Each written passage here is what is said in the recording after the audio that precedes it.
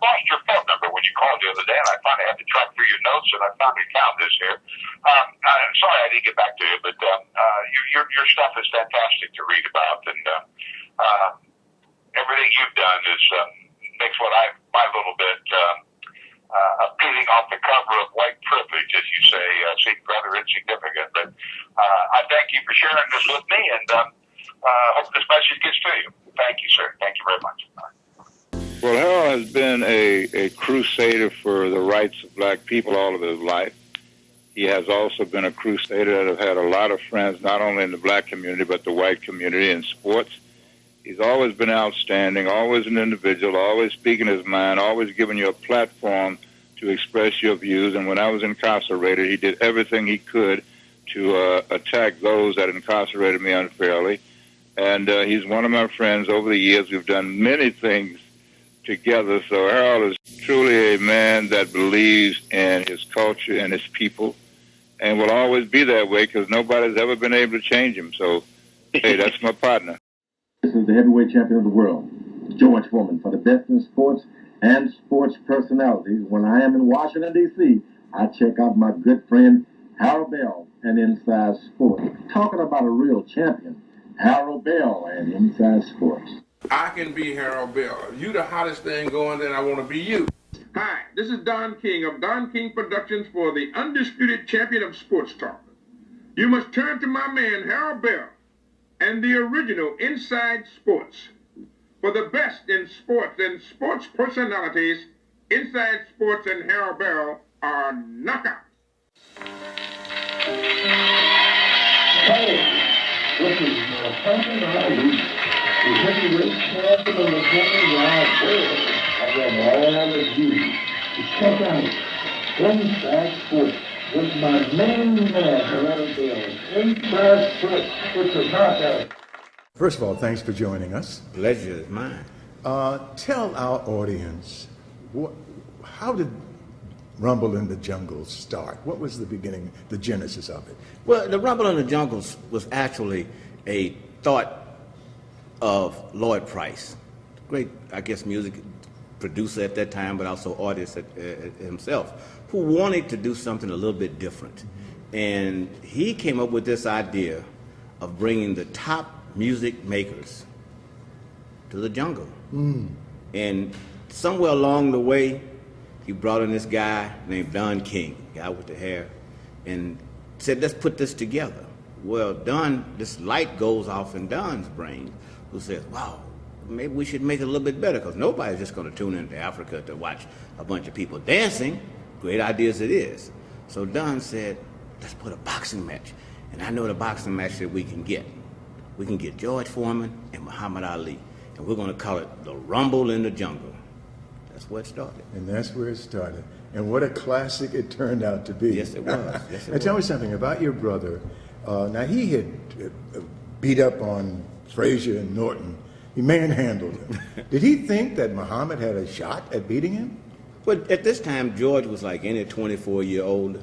Ali was like 32, which today, I mean, you know, it seems like nothing, but, you know, at that time it was like old. So George was a 24-year-old kid that liked to do everything in a hurry. So why not let this fight be any different? Not realizing the mind of the person more than the physical part of the person he was coming up against in the ring that night. So when he realized, did he really think that he could beat the champ? He thought he could. Oh, yeah. No, I mean, it was supposed to, you read all these stories. This is King Kong. You know, George was King Kong. I mean, this was the thing. He was the baddest guy on the planet. He had destroyed Frazier, destroyed Norton, Joe Roman, and everybody in his way. Everybody that gave Ali any difficulty. George just like walked through them. So no, this was supposed to have been, and guys were saying like, oh, well, reporters, you know, if Ali, if he survives this thing over here, he'll probably never box again. So, but you know what, it has to be made, and it's the Rumble in the Jungle, and some people even say, well, good thing that's way over here, because now the police won't put George in jail for killing an old man. I mean, that's the way it went. So now, losing the championship, what did that do to your brother's self-esteem? It's one of these things where you have this thing that you've held on to.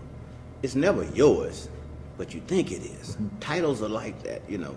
So that's why they put different names on them all the time, because they don't belong to any one person. But it doesn't matter. After a while, you get to thinking that it is yours. And then when that's taken away from you, you have to find other ways for your life to feel fulfilling. And it was very devastating to him. And it probably took, I would almost say, 20 years, to a point, to get it back. Of course, you know, other things, there were things in between that made his life. Right. But I don't think that ghost of the Rumble in the Jungle ever shook him until later on when he was able to win the title again. What was to the accusation of the use of drugs in Africa? Was there anything to that? Well, you know, when you lose a fight, you got to come up with some kind of excuses. So it's like people say, I was drugged, I was this. But initially, and once it kind of became, I think Norman Mailer may have mentioned it in his book, that George's bottled water had been tampered with, and it was recorded in the dressing room that night that when he drank it, there was a thing fighters used to do back then they called dry it out, especially heavyweight fighters, because it was always meant to be fit, you know, this nice touch. So when you went into the ring, your body was just tight. So you would always drink water right before it. It was like, oh boy, this is what I need to get me through that next level. And George took a drink from a bottle of this water, and he said, this water tastes like medicine. And his trainer at the time was manager and trainer Dick Sadler. So nope, same water he always drink. So he'd been taking his word all this time. He just drank the water. But he said from throughout that fight, he always felt that something was a little bit different. And what kind of maybe at the time you lost to Ali. So people like, okay, but you lost because you weren't supposed to lose, but you lost. So it's like, it seems like an excuse. But a lot of things that people never really paid attention to, if it was something that went on, chicanery as they call it, I guess is the word, is that after that fight, George's trainer and manager, Dick Sadler, actually showed up in Muhammad's corner for his next fight. Whoa. Which kind of adds credence sometime to what happened, but like I say, you know, but yeah, I always said, man, if you had to lose to somebody, hey, it was Muhammad. Exactly. Right. Nothing wrong with that. And I'm sure George felt the same way. They felt the same way. Everybody's always talking about the controversial Muhammad Ali, heavyweight champion of the world. I talked with Muhammad, and here's what he had to say about all this. A lot of people, a lot of things change. Time brings about a change. People forget. You know, Kennedy, Martin Luther King are dead, Nat King Cole, or people like Dinah Washington. I can go on and you didn't think about it until I just mentioned them. Planes crashed with 150 people on it, lawyers and people of all walks of life, and next day it's old news. So these things happened then, and they believe they were right when they said them, and it's all over, and we don't hold things against people. See, once you develop the heart quality, it becomes a forgiving quality. So life is as we look at it. If you wish to find faults, you can find faults in the best people in the world. If you wish to find good points, you can find good points in the worst people in the world. So once you get enough sympathy, enough love for mankind, enough understanding, then you overlook little faults and little errors and little mistakes. So whatever they said about me, it's all over, and I don't have time to really worry about it, because when you criticize and condemn others, you're overlooking the same element in yourself. And now whatever they did wrong, it's the same thing in me. So I worry about straightening out me. I don't have time to get over it. You know, back in Washington, D.C., you know, you say, Harold, well, you're going through the same thing, but on a smaller scale that I went through years ago. Now, I get my inspiration from a dude like you who stands up. I have always stood up and said what was on my mind. I've always been about truth and honesty. And I feel that a lot of people can't deal with truth and honesty, black or white. And I just feel that a man has to be at peace with himself, you know, and every morning that I can get up and look in that mirror and smile, hey, Jack, it makes me feel, you know, it's a world of difference. Well, truth is a big word. I have a poem on truth. It says, the face of truth is open. The eyes of truth are bright. The lips of truth are never closed. The head of truth is upright. The breast of truth stands forward. The gaze of truth is straight. Truth has neither fear nor doubt. Truth has patience to wait. The words of truth are touching. The voice of truth is deep. The law of truth is simple. All you sow, you reap. The soul of truth is flaming. The heart of truth is warm. The mind of truth is clear and firm through rain and storm. Facts are only its shadow. Truth stands above all sin. Great be the battle of life. Truth in the end shall win. The image of truth is Muhammad. Wisdom's message is Rod. The sign of truth is the crescent. And the soul of truth is God. Life of truth is eternal. Immortal is its past. Power of truth shall endure. Truth shall hold to the last. So as long as you represent truth, brother, you might be losing, it might look stormy, but in the end, you have to win. I represent truth, and I've been through everything, almost on the jail steps, money gone, and here I am now. I'm still on top. I'm richer than ever, more popular than ever, but God tests you. And before we get anything worthwhile, we got to be tested. If you go to school, whatever your profession may be, before you get anything worthwhile, you must be examined, tested, and tried. But this came from the teachings of the Honorable Elijah Muhammad, where my mother and father was the basis on building the foundation for me to accept truth when I did hear it, because what they taught me truth as far as that knowledge would allow it. And after accepting the higher truth, I accepted it. So they were the basis of this type of thinking, respect of women and my people. All men should respect the women, because a man's woman is the field which produces nation. If you don't protect this field, he'll produce a bad nation. This is emphasis we, the black people, have to put on our women, because our women are the most abused, the most misused, the most prostituted, the freest to walk the streets, frequenting and borrowing any strange man they like, fatherless, all type fatherless babies of all kind in the houses.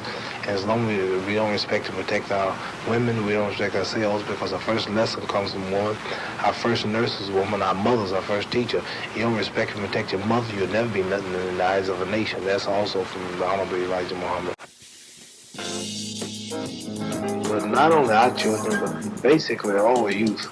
You can't help from loving children, regardless of who they are, what race, creed, or color, because they're innocent and they don't have no desire for profit.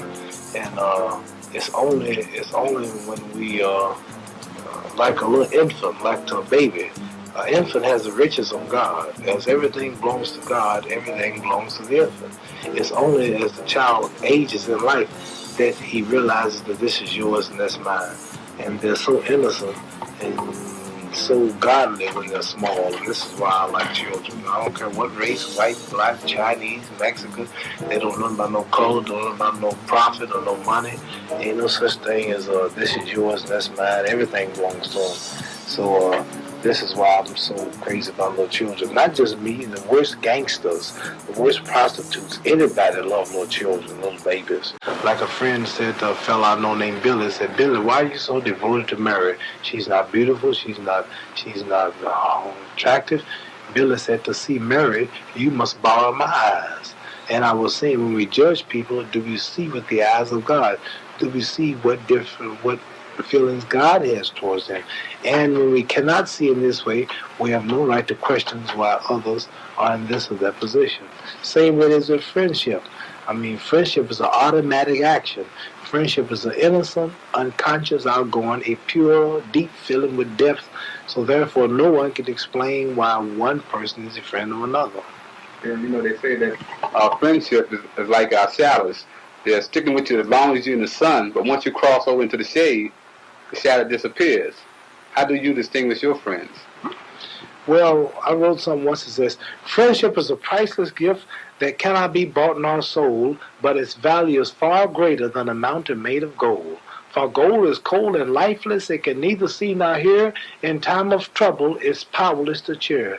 It has no ears to listen, no heart to understand. It cannot bring you comfort or reach out a helping hand. So when you ask God for a gift, be thankful if he sends, not diamonds, pearls, or riches, but the love of real true friends.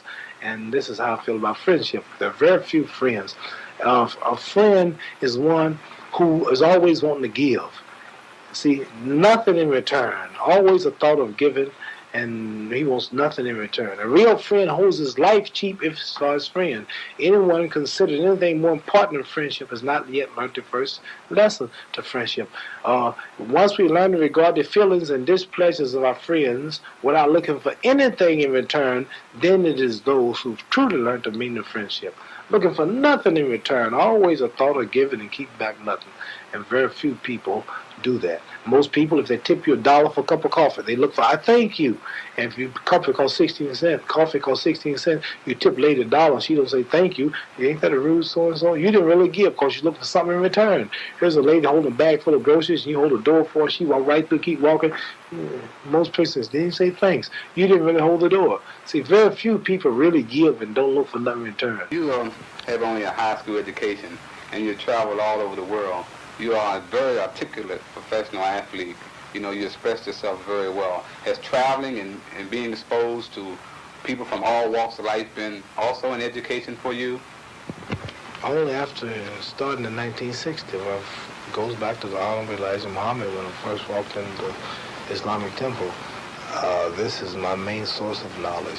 And all of this comes from my Islamic teachings and the experience that I get. I would say that all my traveling and everything has helped me to do and know what I know only after I got the light first. You can go in a room and there might be diamonds and jewels all in the room, but if there's no light and it's dark and you walk right past it and won't recognize what you see. But if I give you a flashlight, you can go in that room and recognize what's what and take it and add it up and put it together. See, I was given light when I heard the Islamic teaching, and after getting the light, now as I go out and I see things, I appreciate it, I recognize the value of it, I take it and relate to this and that, and I put it together and it adds up to be knowledge. So all my traveling has helped only after getting the light from the Islamic teachings. See, I got to realize why I'm there. It's the power of what I have, not my power. The power that's coming from Jesus always said when they praised him, it's not me, he sent me. It was the Father, you understand? Elijah Muhammad, whenever I would praise him on how great he is, how many black people he's cleaned up, and how his teachings and works wherever I go, and how I'm accepted all throughout Africa and Arabia and the world. No Negroes never been accepted. In Malaysia, go to Kinabalu, they don't follow nothing over there in Malaysia and Morocco and Indonesia and places I've been. And they always tell me, he always told me, thank Allah, brother, not me, because I was just a little Georgia boy myself. So don't give me the praise. He never take the praise. Men, wise men, don't take the praise because we didn't create this knowledge. This knowledge has always been in the universe. See, some men always had, like the electricity, that bulb there. If that bulb burn out, the electricity is always there. You just put a new bulb in. So there's always been wise men, and they all died. And they all realized that the knowledge was before they got here. I'm just grasps onto some of it and lucky to get it.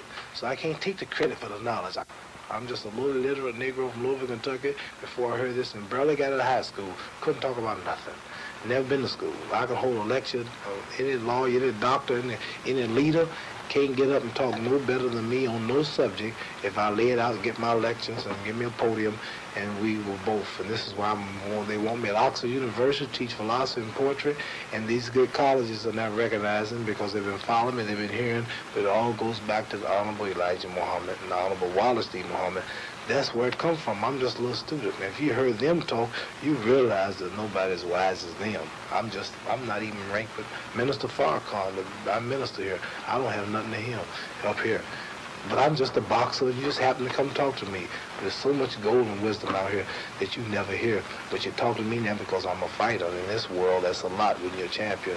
Otherwise, you would know what I knew. So there's so much more. My knowledge is equivalent to a grain of sand in the desert compared to what I don't know. And if every ocean I once heard, if every river was full of ink, every lake, it couldn't write the knowledge that there is for you to acquire. Boxing is an art. It's like it said, it's hit, not be hit, rhythm and timing, footwork, a left jab, right cross, might slip a punch by 2 inches, then tag it. He might throw a left jab and you might pull back just enough to get away. You might stop from a half inch and hit you in the back over with the right hand. It's all time and rhythm. Everything's in motion.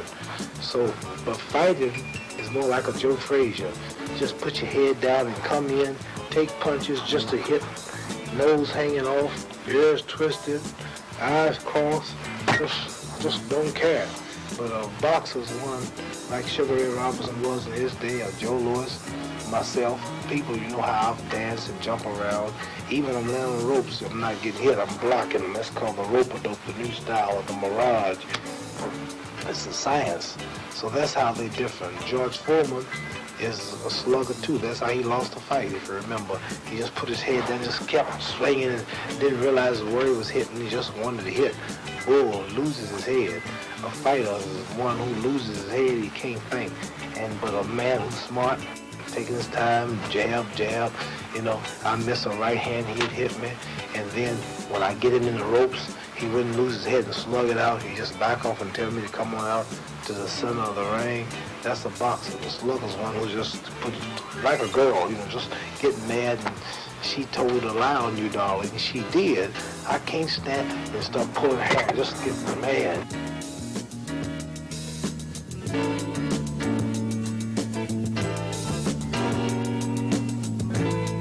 Muhammad, as a man, what are your personal goals and objectives for the future? My personal goals and objectives is to raise my family and to leave an image here that other people can follow, and to help the Honorable Wallace D. Muhammad unite our people, bring them together, clean them up spiritually, morally, mentally, and get us on track where we can help ourselves, govern ourselves, and quit always laying around the Master's Gate begging for bread, food, clothing, shelter, and get out and do for ourselves as others who are less in population than 40 million black people are doing for themselves. And that's that's my main goals, is mainly to be a minister of the things that I'm talking about and to help go out and convert and clean up others to do the same. We got prostitution, we got gang fighting, we got doping, and then basically we should be hired by the White House, because we actually taking problems off of the whites, which they have to solve themselves, and they have to worry about the drug addicts. They have to put them in jail. They have to close them. They have to find jobs for them. We actually should be taken care of by the government to influence us to go out and get more people to do what we're doing, because we have to stop crime and everything, and taking weapons away from our people, stopping from being violent. So really, you know, it looks like the government would call our leader, Wallace D. Muhammad, to the White House and do everything they can to help him to get back out of these streets and help clean our people up, because it takes us to help ourselves. No other race can come to a black man in America and straighten them out. They won't listen to him. It takes us to know each other. And the only ones got the program is the Muslims, so that's why I want to dedicate the rest of my life to this cause. This is Ty Griel, and I just want to say thank you, Muhammad. Thank you, Muhammad Ali. Because every single time that we questioned our mortality, the strongest image we could see was that of you, Muhammad Ali. You made our spirits grow when racism said we couldn't, and self-doubt said we shouldn't, and self-esteem was at an all-time low. You gave us back our pride, put courage back inside. And we love you, and we want you to know. The way you stood up for yourself gave our whole race wealth that comes only from the heart. And the way you danced around the ring made our proud hearts sing, and we loved you from the very start. Your extremely handsome face delighted our whole race, and when you spoke, we all just had to smile, because with every word you said, we would elevate our heads and gloat for just a little while. And when you said you would not kill for someone else's thrill and would not war against those not your enemy, you shook up the world, you precious African pearl, and we'll love you straight through infinity. You see, the strength in your resolve helped us all solve problems in our everyday existence, because you shouted long and loud, stood up straight and proud, and we flew on the wings of your persistence. So again, thank you, Muhammad. For we are truly honored to have had you in our life and times, and it was you who said it best. Your words still stand the test. You were, you are the greatest of all time. Thank you, Muhammad Ali. Sing Muhammad, Muhammad Ali, floats like a butterfly and sings like a bee. Muhammad, the black Superman who calls to the other guy, I'm Ali. Catch me if you can. And now the time is here celebrate a great, great person. My friends, I say it clear. I state my case, for which I'm certain.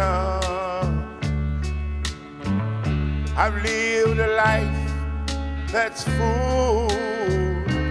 I traveled each and every byway, but more, much more than this, I did it my way. Regrets, I've had a few,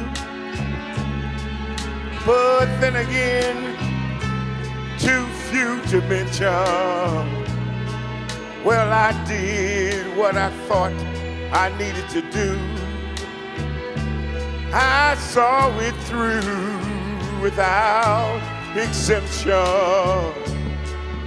I planned each chartered course, each fatal step along the byway,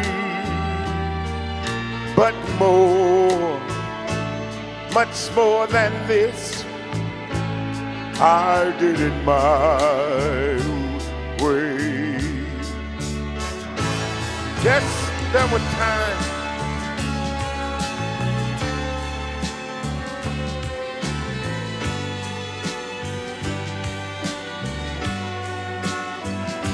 but through it all, when there was doubt, I ate it up,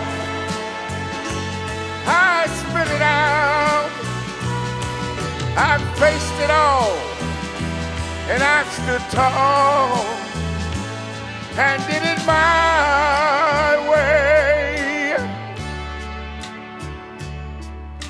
I've loved, I laughed, and I cried.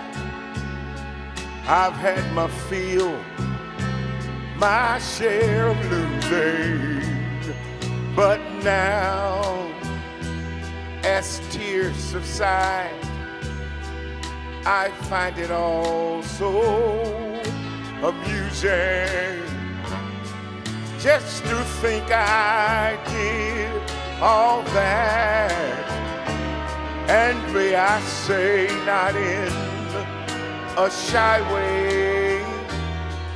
Oh, no, no, no, not me. I did it my way. For what is a man? What has he got? If not himself, then he has not to do the things he truly feels, and not the words of one who kneels.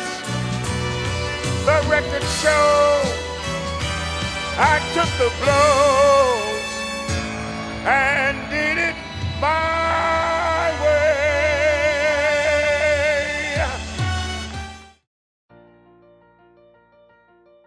In 1967, I was the first community and sports media advocate to encourage pro athletes, judges, politicians, law enforcement, and media personalities to reach back into their communities.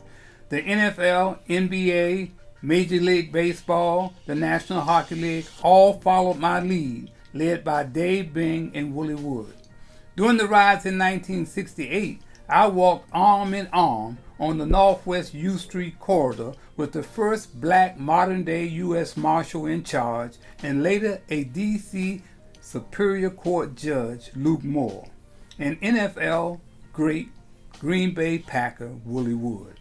During the 1968 riots, I was the only civilian sworn in as a volunteer cop by Assistant Chief Tillman O'Brien, the highest-ranking black in the D.C. Police Department. I was given a badge and no gun that allowed me to pass through police and military barricades during the riots, hoping I might be able to save a life.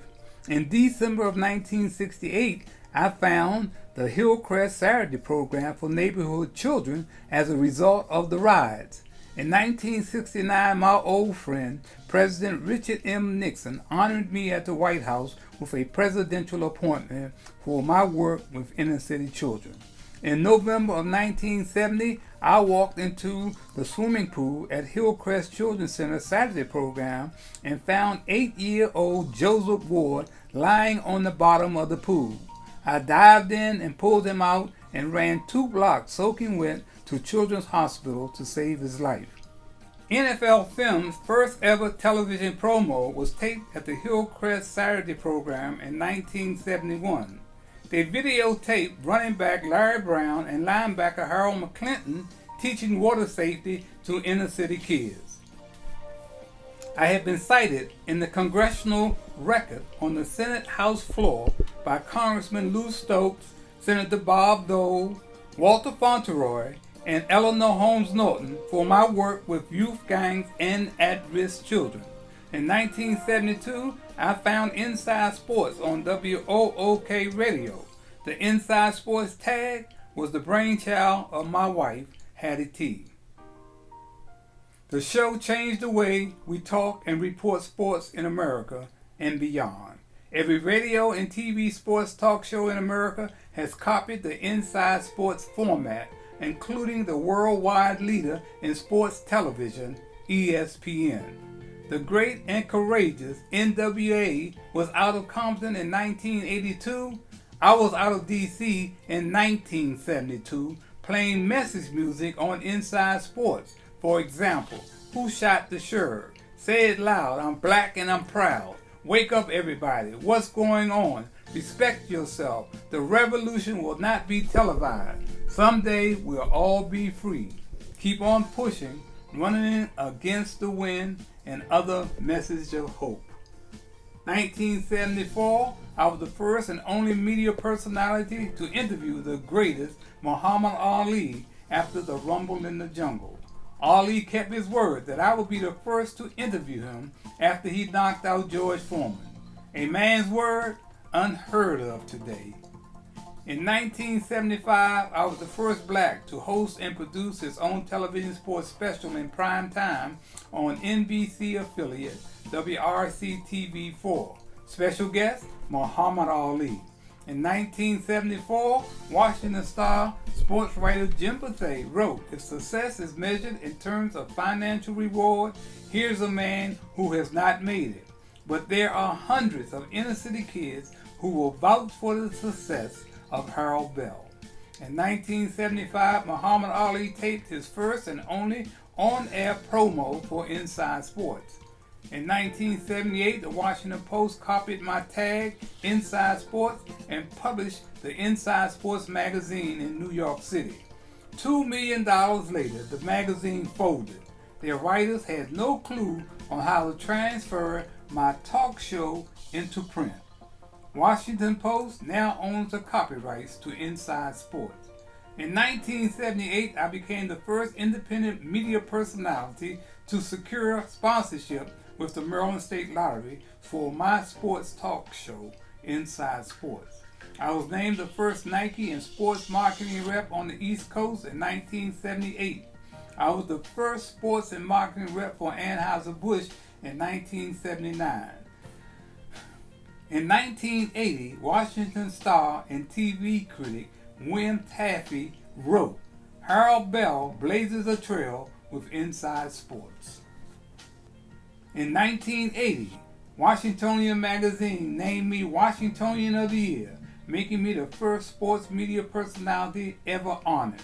In 1989, I was the first media personality on the sports pages 1 and 3 of the Washington Post, focusing on the lack of black TV sportscasters in the DMV. In 1980, Dave McKenna of the City Paper wrote, "This DC sports legend will not kiss your ass." Harold Bell is the most accomplished sports media personality in the 20th and 21st century. None has done it more unselfishly or had more impact.